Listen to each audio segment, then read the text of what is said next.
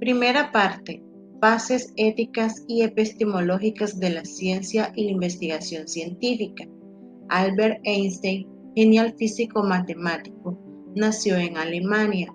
Figura como el más grande de los científicos del mundo, sobre todo por ser autor en 1905 de la teoría de la relatividad especial y en 1915 por la teoría de la relatividad general, lo que le valió para que en el 1921 recibiera el Premio Nobel de la Física. Fue precursor de la teoría cuántica que después formuló Max Planck. En el capítulo 1 tenemos las condiciones básicas del investigador científico. Mario Bunge es el epistemólogo latinoamericano más brillante que tenemos. Es representante del paradigma realismo científico, una variante del realismo científico de Karl Popper. Tiene en su haber numerosas obras públicas como La investigación científica, La ciencia, su método y filosofía, Epistemología, Tratado y filosofía básica en 8 volúmenes y numerosos artículos científicos. El investigador científico. La investigación científica es considerada como una actividad que está dirigida a lograr el conocimiento científico. También es considerada como un proceso riguroso, sistematizado, que requiere el dominio de herramientas tecnológicas, de procedimientos lógicos y sobre todo la toma de decisiones sobre los resultados alcanzados, ya sea comprobando una hipótesis o no. Por lo tanto, este quehacer ejecutado por una persona profesional o no requiere de condiciones que le permita ejecutarla en forma eficiente. Por ejemplo, en el fútbol, por ser el deporte más conocido en el mundo, podemos observar que las personas que lo practican con profesionalismo deben presentar ciertas condiciones y cualidades como elasticidad, estado físico, porte, peso, velocidad, dominio del balón, profesionalismo.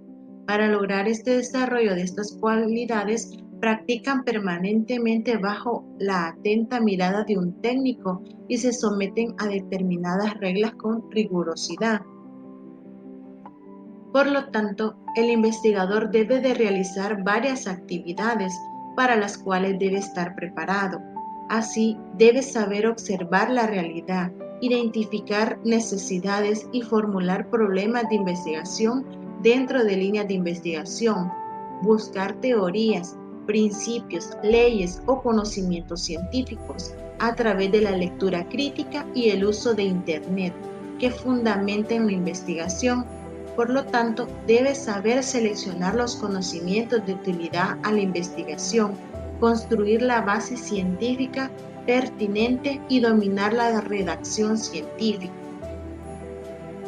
El investigador debe formular interrogantes, objetivos e hipótesis, operacionalizar variables, establecer tipos y diseños de investigación, delimitar el ámbito de la investigación, identificar las unidades de estudio, la población y si es necesario seleccionar la muestra con la que va a trabajar, poniendo en juego sus conocimientos en investigación científica. El investigador debe saber aplicar instrumentos de acopio de datos y una vez recopilados, procesarlos, presentarlos, analizarlos e interpretarlos. Para ello, debe de tener los conocimientos de estadística descriptiva e inferencial suficiente, así como dominar los procedimientos lógicos de inferencia, educación e inducción. Finalmente, debe redactar el informe final o tesis y luego defenderla ante un jurado, demostrando su capacidad expositiva y argumentativa. El avance de la tecnología en las últimas décadas también requiere que el investigador desarrolle otras capacidades como la de transferir conocimientos a través de la publicación, el conocimiento para postular a fondos concursables y lograr el financiamiento de sus investigaciones, adaptarse al cambio, trabajar en grupos de investigación, actualizarse permanentemente, saber medir el impacto social de la investigación, entre otras. Es necesario recordar la opinión que tienen ciertos investigadores sobre el investigador científico. Ernesto de la Torre y Ramiro Navarro citan a Hernán Whitney y Pardinas, quienes opinan de la siguiente manera. Max Hernán señala que un buen investigador debe estar libre de todo perjuicio preconcebido, disponer de buen sentido común, dominar el pensamiento teórico y saber pensar en términos realistas, tener un concepto elevado de la responsabilidad y honradez. Frederick Whitney, citado por La Torre y Ramiro, señala ciertos rasgos, actitudes y capacidades que deben tener los investigadores. Dentro de ellas destacan la capacidad de razonamiento, actitud moral y celo investigador. Felipe Pardinas resalta en el investigador las cualidades de honradez en el trabajo científico, amor a la verdad, modestia, entre otros. Ezequiel Ander, por su parte, hace un alcance muy importante en relación con las condiciones que deben reunir quienes pretenden hacer investigación. Señala que se pueden aprender muchos procedimientos para investigar, pero eso sirve de muy poco si no se ha aprendido a pensar. Si nos queremos dedicar a la investigación, es necesario trabajar en las condiciones y cualidades antes mencionadas que nos permitan realizar las actividades de la investigación científica. Para adquirirlas debemos prepararnos, entrenar muy duro y respetar las normas del trabajo intelectual. Solo así lograremos actuaciones decorosas en el campo de la investigación. Las condiciones y cualidades a las que nos referimos pueden ubicarse en 4 planos de formación: formación axiológica, ética; formación científica, tecnológica; formación filosófica, epistemológica; formación personal, de las cuales les seguirán hablando más adelante. 1.5 Condiciones personales. 1.5.1 Excelente capacidad de observación. ¿Pero qué es la observación? La observación es la capacidad que posee todo ser humano. Le permite darse cuenta de la realidad que lo rodea. Sin embargo, se debe convenir que la observación científica es muy diferente a la observación cotidiana. Esta es sistemática, metódica y sobre todo estrictamente dirigida a captar la forma en que se ha determinado hecho o fenómeno. Toda investigación se inicia con una observación. Normalmente se relaciona a la observación inmediatamente con la vista. Más sin embargo, pues no es la única que se debe considerar. La observación sabemos que es la captación de las características o cualidades de los fenómenos o hechos a través de nuestros sentidos. Así entonces podemos hablar de los diferentes tipos de observación. Observación visual a través de formas, movimientos y colores; auditiva a través de sonidos y ruidos; una observación táctil a través de la textura de los cuerpos, como por ejemplo blando, duro, áspero y suave; una observación olfativa a través de los olores; una gustativa a través de los sabores. La observación nos permite el primer contacto con el fenómeno o hecho a investigar y nos proporciona la información necesaria para el razonamiento y así pasar del conocimiento popular al conocimiento científico. Por lo tanto, la observación científica, como ya hemos mencionado, debe ser intencional, planificada, sistemática y rigurosa. Para ello se debe contar con los instrumentos adecuados. Decía Liliana Galván que podemos afirmar que los investigadores son por lo general personas sensibles, capaces de observarlo todo, de captar la mayor cantidad de información en una situación ordinaria, también de fijarse en aquellos detalles que para otros pasan desapercibidos. 1.5.2 Férrea voluntad. La mayoría de nosotros deseamos muchas veces querer hacer algo, pero no lo hacemos. ¿Será que nos hace falta fuerza de voluntad? Muchas veces estamos muy decididos en hacer algo, pero a la primera limitación o dificultad que se nos presenta desistimos. Acá tenemos un pequeño concepto de qué es la voluntad. Es la competencia anímica que mueve a hacer o no hacer una cosa. Enrique Congrace, en 1983, por su parte, considera que la voluntad es la capacidad de cumplir lo que uno se ha propuesto a realizar. Entonces, la fuerza de voluntad básicamente es una fuerza interior que permite que una persona pueda realizar las acciones que se propone. Más bien, la voluntad es un factor básico de la disciplina. Esta permite emprender y culminar un trabajo, ya sea de investigación, pero para ello se requiere de un proyecto que implica metas, objetivos de investigación a lograr.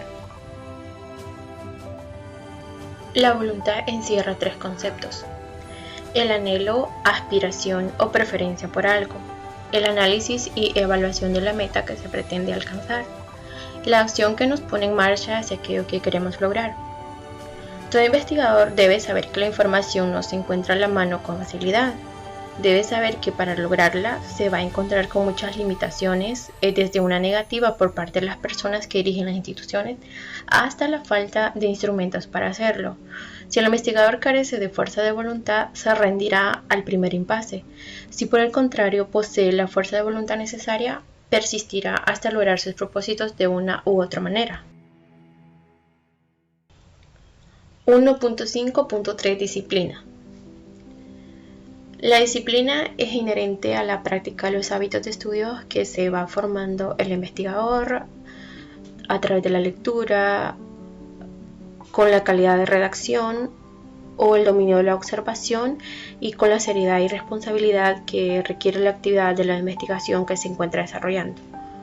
Para ser disciplinado se debe cultivar la voluntad, se pueden desarrollar las estrategias de investigación más perfectas, pero sin la disciplina y sin la voluntad no se podrá llevar a cabo. 1.5.4 Capacidad de redacción. La redacción científica reúne algunas características que la diferencian de las demás. La más importante es la objetividad que alcanza gracias a la utilización de la tercera persona gramatical. Así expresa las ideas sobre la realidad sin subjetivismos en forma imparcial. Una de las características muy importantes es la solidez, ya que se encuentra respaldada por conocimientos que han sido comprobados y que son comprobables, es decir, que tienen confiabilidad científica. Mediante la claridad logra llegar al lector y ser comprendida en sus ideas y conceptos fácilmente. A todas estas características de fondo se agregan las características de forma que tienen que ver estrechamente con la corrección de la escritura, de sus aspectos ortográficos, morfológicos y sintácticos. Existen diversos tipos de redacción que el investigador debe aprender a dominar para la ejecución de su labor. Una de ellas es la redacción argumentativa, que esta parte de una premisa y plantea diversas evidencias que van a servir como base para una conclusión final. Y se utiliza este tipo de redacción en el planteamiento del problema y en la verificación o comprobación de una hipótesis. También tenemos la redacción expositiva, que es eminente secuencial, lógica y coherente, que sirve para exponer teorías, principios o conocimientos sobre determinados temas o áreas del saber. Esta es utilizada por el investigador para elaborar el fundamento teórico, donde expone las bases cognitivas en las que se basa el trabajo de investigación que viene desarrollando. Y con la redacción descriptiva se expresa características, cualidades, detalles en forma lógica y precisa de los fenómenos, hechos u objetos que se investiga. El investigador utiliza este tipo de redacción para dar a conocer la metodología de investigación que se está empleando. La práctica de la redacción permitirá al futuro investigador describir fenómenos, narrar hechos y comunicar resultados con claridad y con gran precisión. En esta ocasión les hablaré un poco acerca de la formación científica tecnológica. Para empezar, hablaremos acerca de los conocimientos de estadística descriptiva e inferencial. La estadística es una herramienta que nos permite el procesamiento y la presentación de la información acopiada. Nos proporciona métodos, técnicas, modelos, procedimientos y las medidas necesarias para poder realizar un análisis cuantitativo y cualitativo. Entre estas medidas se pueden mencionar las de tendencia central, como la dispersión, correlación y las probabilidades. La estadística nos proporciona nociones sobre las hipótesis, variables, población y muestra, que son elementos indispensables en todo proceso de investigación científico.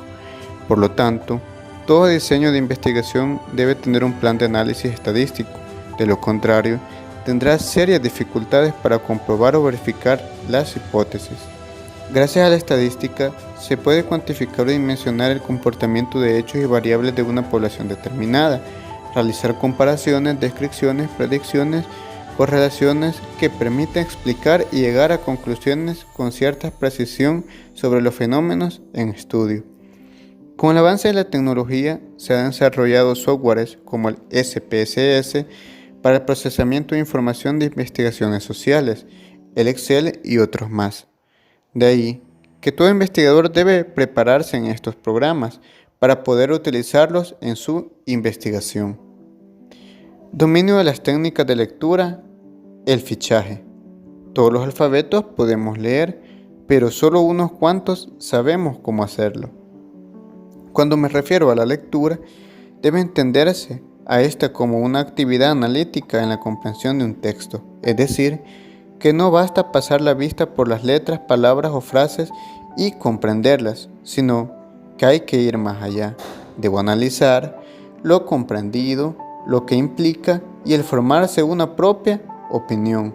Como señalaba Clarín en 2001, no es fácil llegar a ser un buen lector y uno nunca termina de serlo. El lector, de tanto de textos como de contextos, es capaz de escuchar e interpretar los gritos desgarradores de la realidad, pasar de lector pasivo o consumidor de textos a lector crítico de ellos y de las intenciones de sus autores. Para realizar una lectura de análisis crítica, el investigador debe dominar básicamente 3 técnicas. ¿Cuáles son estas 3 técnicas? Son el subrayado, el resumen y el fichaje. Para lograr una lectura adecuada de un libro es recomendable consultar lo siguiente. Número 1. El índice para seleccionar el tema que nos interesa. Número 2. Ubicar el texto en las páginas del libro. Número 3. Se procede a hacer una lectura rápida con la finalidad de tener una idea de lo importante que puede ser el contenido para la investigación que pretendemos realizar. Desarrollo de la imaginación y la innovación. Todo problema de investigación tiene un gran grado de originalidad y por lo tanto no tendrá respuesta conocida sino hasta que haya culminado la investigación. Para lograrlo, no existe un camino único para llegar a ella. Los procedimientos y los instrumentos de aplicación o recolección de información requieren para su concepción y elaboración de esa dosis de creatividad que debe demostrar todo investigador. La creatividad en investigación significa indagar y encontrar la información en las situaciones más adversas, en elaborar diseños de investigación donde no los había, en innovar o inventar instrumentos. También significa avanzar más allá de las fronteras de lo posible por conocer. Es la necesidad y la insatisfacción el motor que impulsa la creatividad. Crear, descubrir, inventar, innovar o solucionar sus actividades íntimamente ligadas a la creatividad. Conocimientos básicos en la filosofía. ¿Por qué es necesaria una formación básica en filosofía como una condición del científico? Esta interrogante no es fácil de responder, más aún cuando el avance de la ciencia en el siglo XX y XXI la ha situado como la más indicada para explicar los problemas que se producen en la naturaleza y la sociedad. La filosofía, en cambio, se ha ido retrayendo y hasta ha llegado en algunos casos a la negación de la misma. Conocimientos de la epistemología. Resulta obvio decirlo, la persona que desea incursionar en la investigación científica por lo menos debe de poseer los conocimientos básicos de este apasionado campo, como los que veremos a continuación. Para tener algunos conocimientos sobre la epistemología, debemos responder algunos interrogantes, como por ejemplo, ¿qué entendemos por ciencia? Se le puede definir como un sistema de conocimientos sistemáticos y ordenados provisionalmente establecidos, o como una actividad productora de nuevos conocimientos. ¿Qué es el conocimiento científico? Es todo saber producto de la actividad científica que tiene como una de sus características el ser verificable. ¿Qué entendemos por investigación científica? Es una actividad que se realiza a través de un proceso metodológico ordenado, sistemático, planificado y riguroso, cuya finalidad es la búsqueda de la verdad y del conocimiento científico.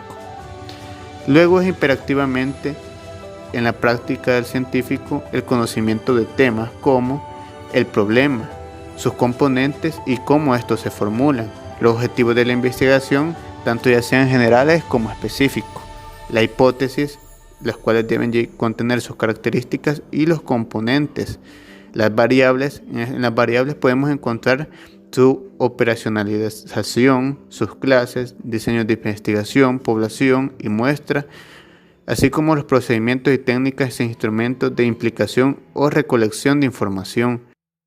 La aplicación de estos conocimientos básicos permitirá profundizar cada vez más en el campo de la investigación, caminando a través de él con libertad y sin ninguna camisa de fuerza. A continuación hablaremos sobre la formación axiológica ética.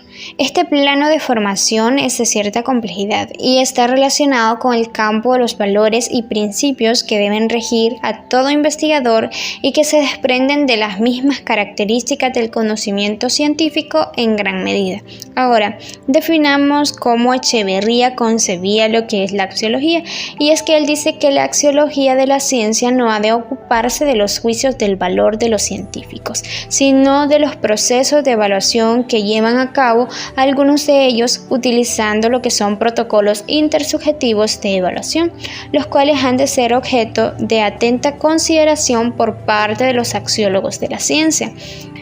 Ahora definimos lo que es la ética. Para Viviana Burat, en el 2005, la ética es la doctrina o la ciencia de los motivos y las reglas que guían las acciones humanas, o más bien de los principios que deben de guiarlas para que sean buenas y dignas de aprobación, tanto por parte de la conciencia propia como de la ajena. Y es que es evidente que la ética señala qué actos son correctos y qué actos son incorrectos, obligatorios o más bien prohibidos. Es más, proporciona los fundamentos para aceptar las normas que propone. Bien, ahora trataremos algunos de los valores que debe observar o cultivar el científico en su actividad. Como número 1 tenemos el amor a la verdad. Tarski, citado por Karl Popper en 1982, considera a la verdad como la correspondencia de los hechos con la realidad. Si nosotros tenemos en cuenta que el método científico persigue siempre encontrar la verdad, entonces vamos a entender y aceptar que el conocimiento científico sea verificable. Pero si nosotros hacemos un falseo de los resultados en nuestra investigación, no vamos a poder hacer ninguna verificación y por tanto nuestra investigación perdería el carácter útil. Por otra parte, nosotros no debemos de olvidar que los resultados de una investigación que se generan con datos falsos inventados por oscuras razones son indudablemente falsos. Cuando el conocimiento científico es verdadero, es consistente y es útil. Ahora, la práctica de la verdad por el investigador le permite alcanzar el conocimiento científico. Si nosotros realizamos malas prácticas en nuestra investigación científica, entonces, como investigadores, faltaríamos a la honestidad, perderíamos la credibilidad y vamos a destruir la confianza que la comunidad científica pudo haber depositado. De allí que el investigador debe tener amor a la verdad y esta debe de estar fuera de toda duda. Como número 2 tenemos la responsabilidad. Febres nos define la responsabilidad como un valor que tiene que ver con asumir las consecuencias de nuestras decisiones y acciones. Una persona responsable es aquella que, respondiendo al llamado de su conciencia, de Dios o de sus semejantes, cumple integralmente con las obligaciones que derivan de sus propios talentos y capacidades y del puesto que ocupa en el espacio social en que se desarrolla.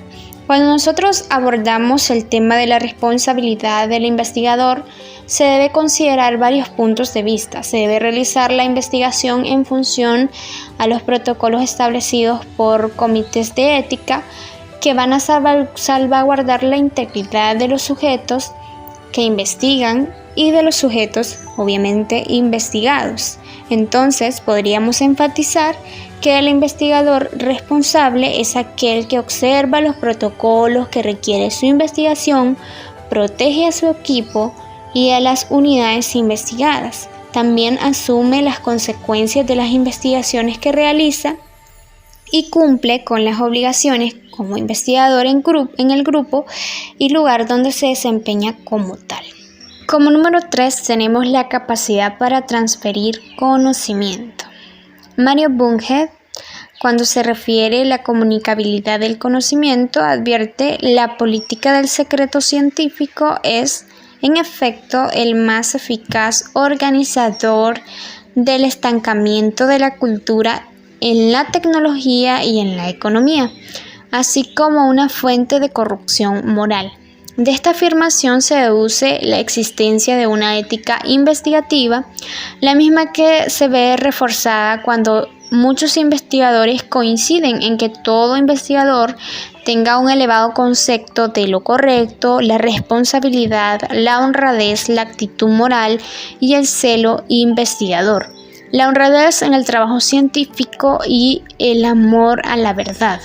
En este sentido, la transferencia del conocimiento va más allá, ya que implica aprovechar los resultados alcanzados en las investigaciones para resolver de la comunidad, para fortalecer las empresas y también las organizaciones. Como número 4 abordamos el respeto al código de ética científica.